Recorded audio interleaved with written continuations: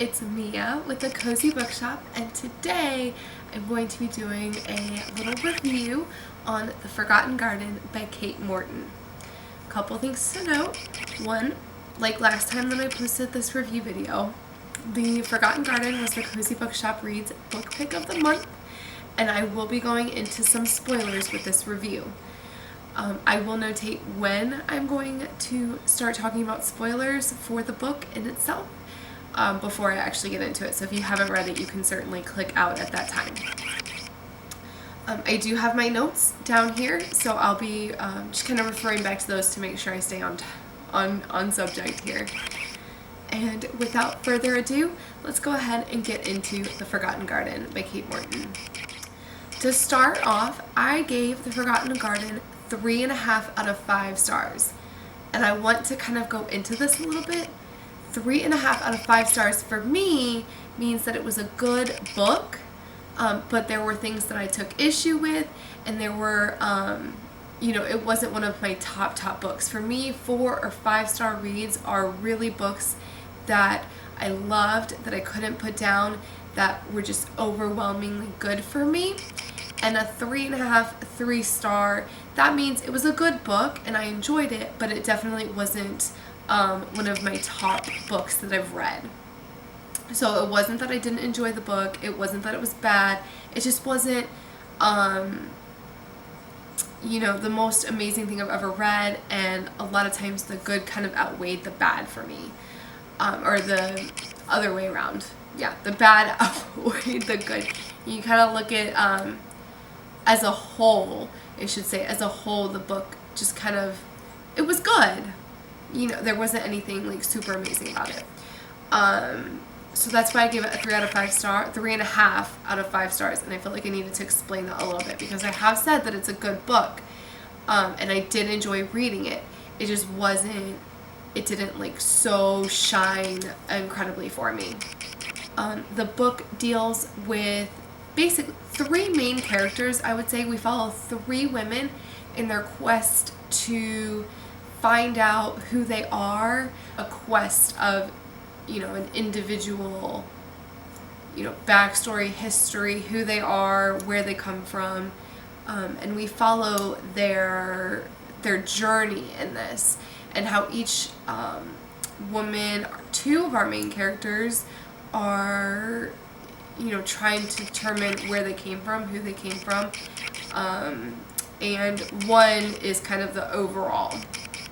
None of those are spoilers, but like I said, we follow 3 main characters, and it is told in 3 different time periods for those 3 characters, so it gets a little not confusing, but you definitely have to pay attention to whose frame of mind you're in, and that makes a big difference, I feel like, in the story as well.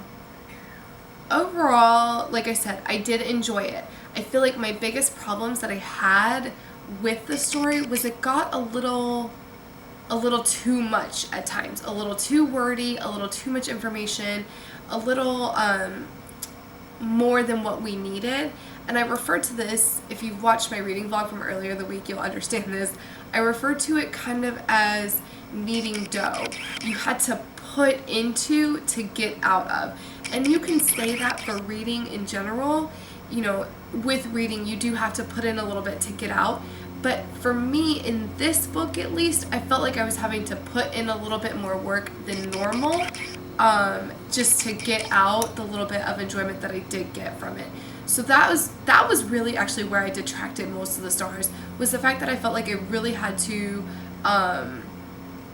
engage and constantly like re-engage to get the most out of the story. And I think that's why I only gave it 3.5 out of 5 stars. I love a book that continuously keeps your mind working and occupied, and you keep, finding new intricacies and new things out about the story. I just don't feel like this book did that. I don't feel like the story itself did that until the very end. The last 100 pages, I think, started to do that. But up until that point, the book itself didn't lend the reader to re-engaging constantly. You had to do it yourself. So for me, that was kind of a detraction from the story. And along with that, at times we got too much information, too much that we just didn't need. And honestly, I think the story would have been just fine had some of those bits been cut. Especially at the end, I feel like we had one too many twists. But overall, it wasn't a bad thing.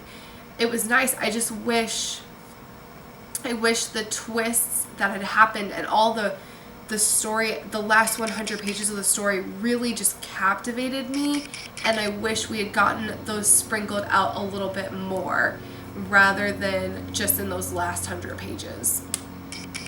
And I honestly think that is all I can say spoiler free. So if you haven't read The Forgotten Garden, I still recommend reading it if it sounds intriguing to you. If it sounds like it's something that you would like to read, I recommend picking it up. It's not a bad story at all. And I did very much enjoy it. So that is what I've got for, just a basic idea. If you have read the book, please stay tuned. I'm about to get into the more spoiler filled, and we're going to really talk about the story and what themes are in there and how everything kind of works.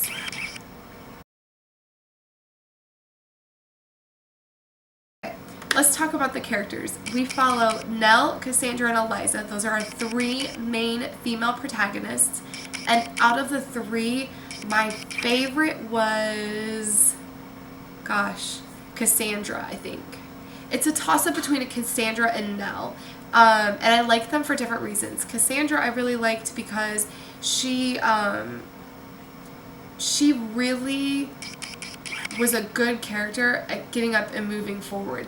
And if you actually look at her character, if you look at Cassandra as a character on the whole, from start to finish, even the stuff that we find out later on in the story, where she was, what she overcame, she was so good at just getting up, moving forward, moving on. And she really got that from Nell. Nell had her world ripped out from under her. In a time of her life, when you're in your late teens and your early 20s, you are learning so much about yourself. You are really finding who you are as an individual. And when she was in the middle of all of that, when Nell was in the middle of finding out who she was and what she wanted to do and how she was living her life and really just all of that stuff, she got the rug pulled out underneath her. And when you look at them as characters, Cassandra her character almost went through that same arc. When she was really finding out who she was and she was solid in her groundwork, she lost her, the people important and dearest to her and had the rug pulled out of her in the same way. And I see a lot of kindred spirits in that, in the two of them. And I think that's why I connected with them so much. Not that I've necessarily experienced that, but in the fact that they are so good at getting up and moving on and moving forward and, continuing with life and just trying to continue to enjoy life. Really, another thing that I loved about Nell and Cassandra is they both embody the idea of nevertheless, she persisted. No matter what was thrown at them, they moved forward, they continued on, and they lived their life and tried to find out information and move forward. So that to me was so incredible to see in a character. So those were my favorite two characters, and it's really a toss-up. I don't think Cassandra, I obviously reflected with a little bit more, just in terms of age-wise and everything, but it's really a toss-up as to which one I preferred. As far as my least favorite characters, I actually honestly didn't care for Eliza. I felt like she had such strength within her, and she could have very well been, and nevertheless she persisted. And she kind of redeems herself in the end as the whole story kind of comes to pieces and, unfolds and you understand what happened. But there was so much of Eliza's storyline that for me, I was kind of like, you're kind of a whiny brat. That was the thought that was going through my mind for so much of the story was, my gosh, you're kind of being a whiny brat. And I know a lot of that is an upbringing, and she went through a lot as a child. And I know that there are instances where that's going to happen, but my God, like at points I just wanted to be like, pull your head out of your butt. Like the world doesn't revolve around you. And I feel like it wasn't that she thought the world revolved around her. It was she wanted to be loved at her core. She wanted to be loved. She wanted to be accepted for who she was and how she was.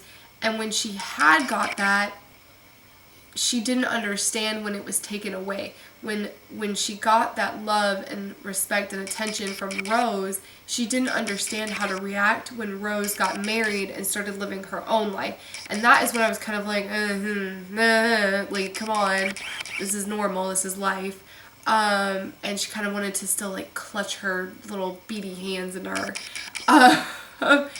And she did redeem herself. But even in those, like there were bits that were, her actions were kind of selfish in so many ways until the very end. Until the very, very, very like last bit when the rest of the story is unfolding and we're understanding how Nell and Eliza and Rose and everybody are all interconnected. Up until that very last point, I don't think that I really cared for her whatsoever, and I think she was still, up until the very last point when she takes Eliza and they run, I think up until that point everything she did was for selfish reasons. And you know, it is what it is. She just wasn't a character that I resonated with. She wasn't one that I really enjoyed reading. I honestly, I read and actively read her bits, but I kind of tuned them out at the same time. So, and I will say, as her author, her stories, the stories that were put into this book were very good. I really liked them. But in terms of her storyline, I wasn't a fan. A couple of side characters that I just didn't really care for. Linus was just a pedophile. Like, let's just be real. He was a perverted pedophile. And that's all I'm going to say on that. Rose, I feel like Rose had such potential. And she is one of those characters that is perfect for showcasing how your upbringing really like plays such a big role in who you are. I feel like this entire book actually is like a showcase of how your upbringing really, and like who cherishes you and takes care of you, shows so much as to who you become. And Adeline, I just don't really care about Adeline. I don't really care about her. So that is, in terms of the characters, that is where I stand. As far as the story itself, I've already said how at times it was a bit too much, and I stand by that. However, I went into this book and I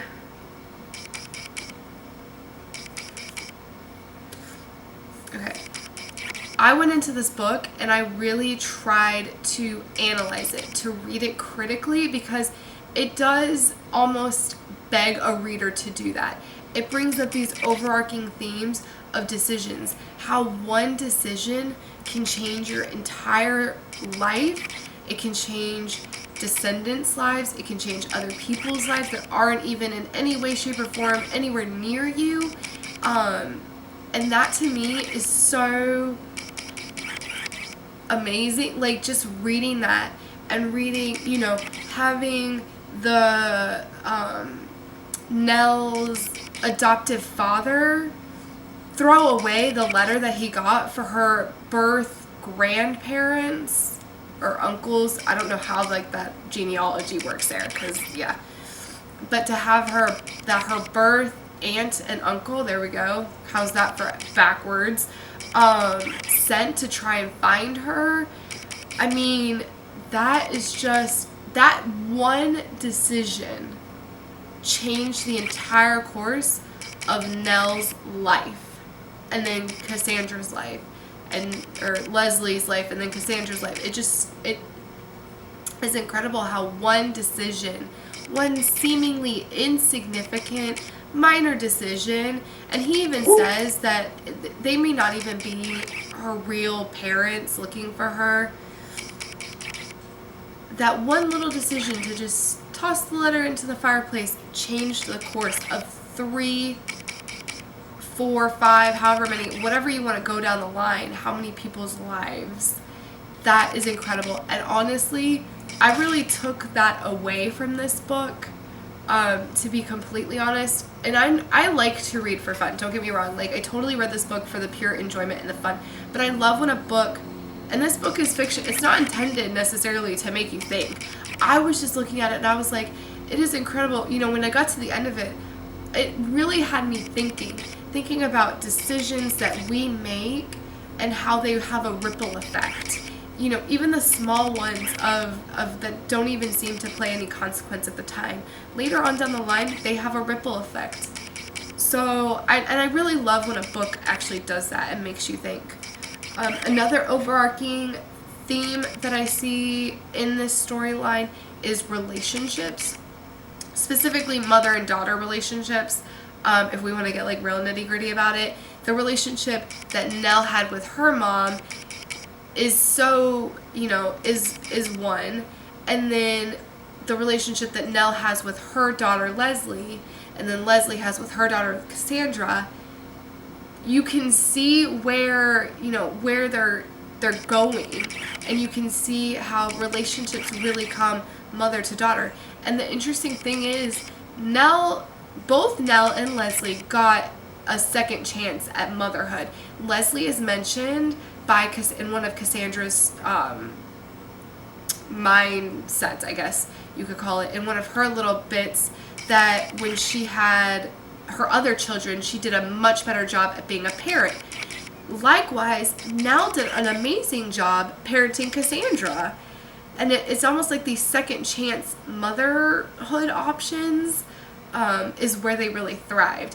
And you can see that the first time around they weren't all that great, and then the second time around they really hit their stride. And I just find that really interesting to be able to see that and watch that progression, and to see, because you really see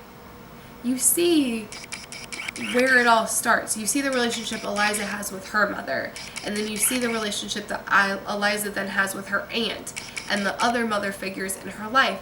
You see the relationship Rose has with Nell, and you see the relationship then that Nell, and how it trickles down. Again, seemingly like the decisions, how one thing can really have a ripple effect, was very interesting. And this book, those two things really stuck out to me in this book as a whole.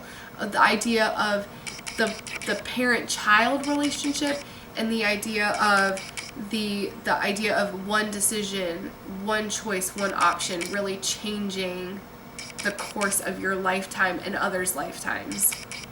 I don't know. I'm probably honestly digging way too deep into this book for what it's worth, but I just really, those were two things that just stood out to me so incredibly much in these stories. So Kate Morton, good job, because this book hit me deeper in a way that I didn't think. At times it was still too much. Like, it didn't change my overall rating of the book, but it really, those two things really kind of struck home for me. So I think that's really all that I have to say about The Forgotten Garden at this time. I would love to know if you've read The Forgotten Garden, what your thoughts were, how you felt about it. Did you kind of get the same, like, kneading dough almost feeling, or did you really actually enjoy it? Leave me a comment down below and let me know. Otherwise, I will talk to you guys in my next video. Thank you for watching.